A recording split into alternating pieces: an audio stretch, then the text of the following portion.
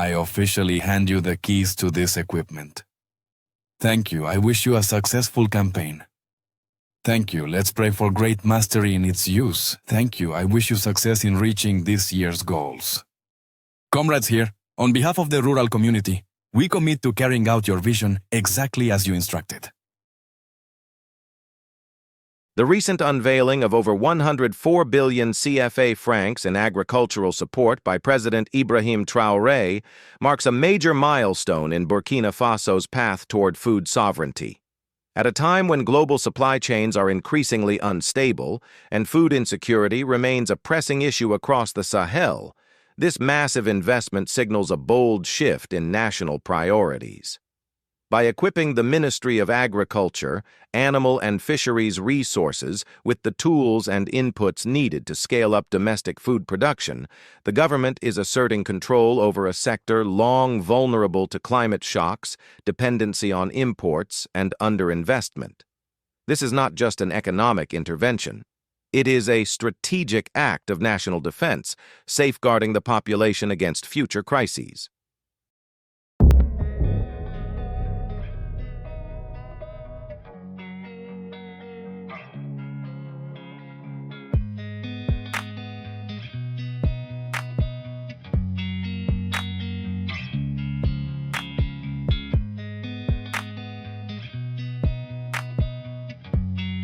What sets this program apart is its comprehensive and pragmatic design. It targets the full agricultural value chain, from seeds to soil nutrients, veterinary products, and processing tools. The scale is significant: 15,000 tons of plant seeds, 70,000 tons of mineral fertilizers, and nearly 67 million doses of veterinary medicines, just to name a few.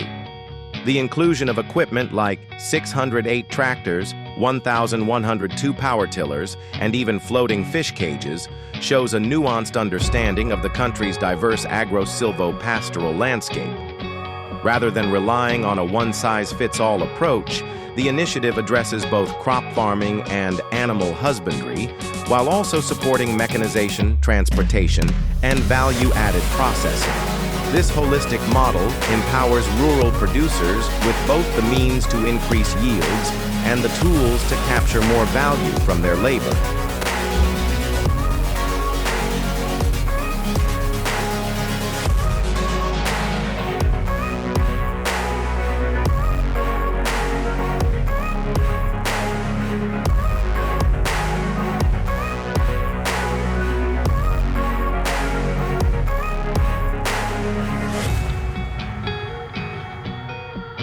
At the heart of this national push lies a formidable arsenal of agricultural inputs, equipment, and processing tools, carefully selected to address every stage of the production chain. This is not just a symbolic gesture, but a tactical deployment of resources designed to equip Burkina Faso's farmers, fishers, and herders for success. The support package begins with the essentials: 15,000 tons of plant seeds to kickstart planting, 70,000 tons of mineral fertilizer, and 14,631 tons of organic manure to restore and enrich soil fertility. To sustain livestock and fish farming, it includes 11,169.5 tons of spay feed and 1,580 tons of fish feed, alongside a staggering 66,952,895 doses of veterinary medical products and 31,850.5 liters of phytosanitary products to protect animal and plant health. These inputs form the lifeblood of productivity, ensuring that yields rise not just in volume, but in quality. But the vision doesn't stop at inputs. It extends to mechanization and mobility. The distribution of 608 tractors, 1,102 power tillers, and 485 motor pumps is a direct response to the labor challenges faced by rural communities. 1,033 motorcycles for field agents, 36 vehicles, and 17 trucks ensure that support services, logistics, and market access are no longer bottlenecks. Meanwhile, 4 combine harvesters and 2 drilling workshops enhance harvesting capacity and access to water, key elements in a climate-uncertain era.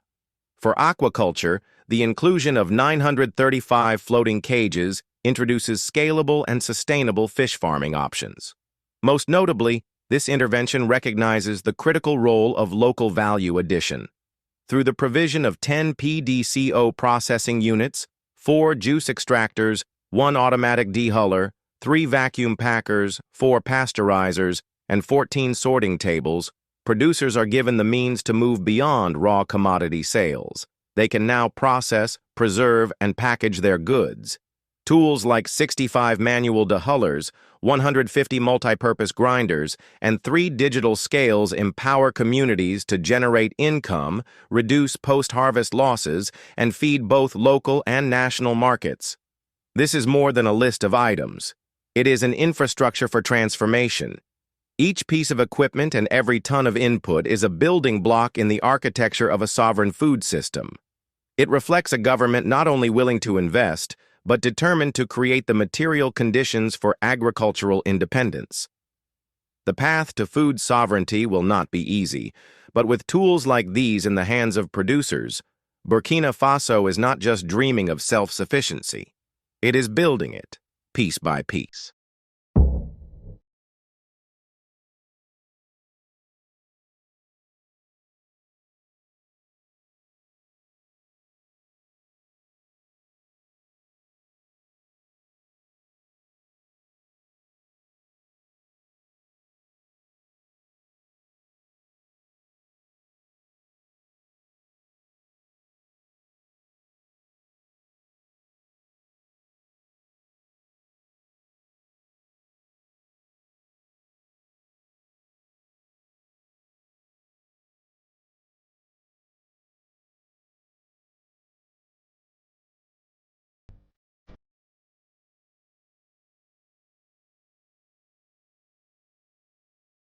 This initiative is not a handout.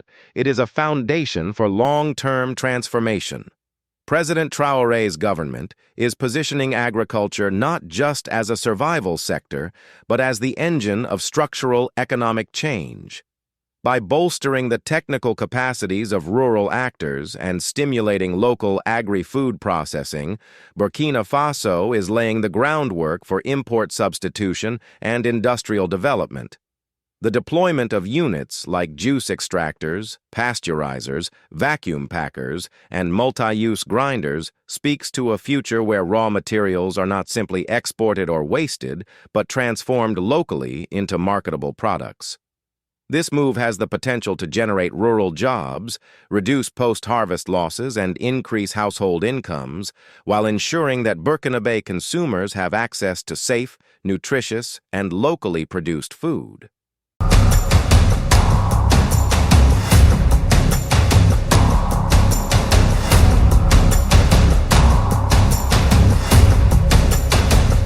Above all, this bold gesture reflects a growing political will to take national destiny into Burkinabe hands.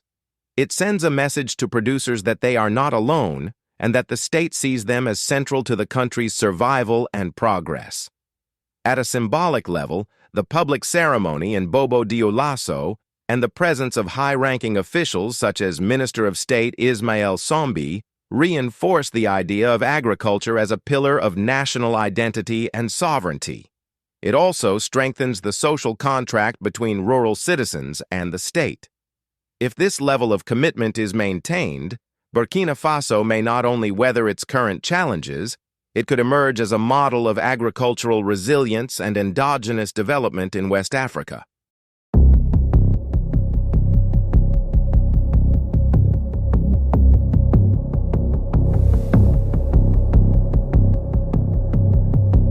One of the most powerful outcomes of this initiative is its potential to break the long-standing dependency of Burkina Faso's rural economy on foreign aid, imported food, and external technical assistance. For decades, smallholder farmers and pastoralists have operated at the margins, constrained not by lack of will or knowledge, but by a systemic absence of support. No access to affordable tools, no veterinary services, no processing infrastructure. That paradigm is being challenged. By decentralizing resources, tractors, veterinary products, fertilizers, fish cages, the state is deliberately shifting the center of power back to the grassroots. This is not about state control, it is about rural empowerment. In this way, the program acts as a political equalizer, ensuring that farmers, herders, and fishers in remote regions are not treated as passive recipients of charity, but as central actors in the nation's development. Furthermore, this redistribution of equipment and technical means creates a ripple effect.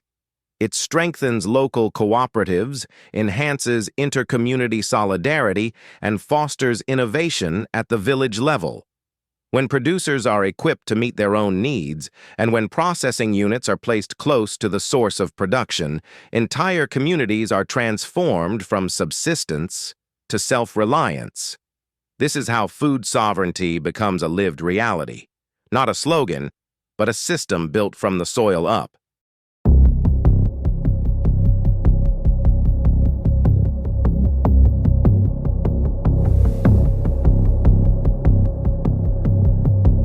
What Burkina Faso is engineering with this campaign transcends agriculture. It offers a model for national development that is grounded in sovereignty, self-sufficiency, and strategic investment in human capacity. This is not just about what people eat, it's about what kind of society they live in.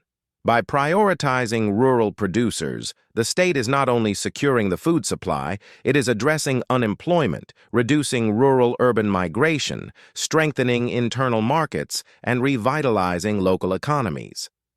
The rollout of infrastructure like juice extractors and grinders may seem minor on paper, but in practice, they represent new micro-industries that can generate value chains, jobs, and small enterprises across the country. More importantly, this model resists the typical development trap, relying on external actors to deliver solutions to local problems. Instead, it builds from within, using state-led investment to unlock the talents, skills, and resilience of Burkina Faso citizens.